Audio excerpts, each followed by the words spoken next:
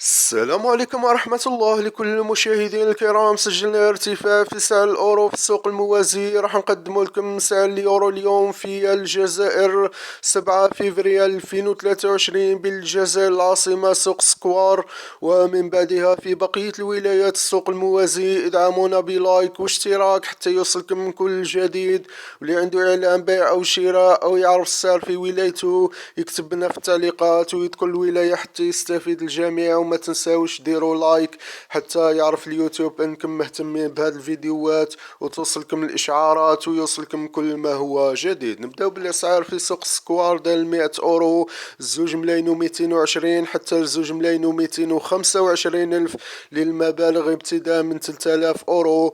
اما البيع يبيع لك 100 اورو ب 2,240.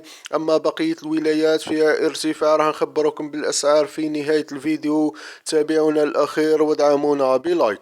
الدولار الامريكي دار فيها سكوار 2,040 وصل حتى 2,050 للمبالغ الكبيرة 5000 دولار امريكي فما فوق. اما البيع ما بين 2,060 حتى 70 للمبالغ الكبيرة. البوندا الجنيه الاسترليني دار 2,490 وصل 2,500 للمبالغ الكبيرة. اما البيع يبيع لك 100 باوند 2,510 آلاف.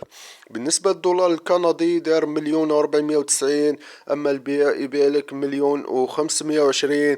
أما في بقية الولايات السوق الموازية الدولار الأمريكي دار 2,040 في أغلب الولايات. أما البيع ب2,060. أما سعر 100 أورو في أغلب الولايات دار اليوم 2,220 حتى 25 المبالغ الكبيرة. أما البيع 2,235.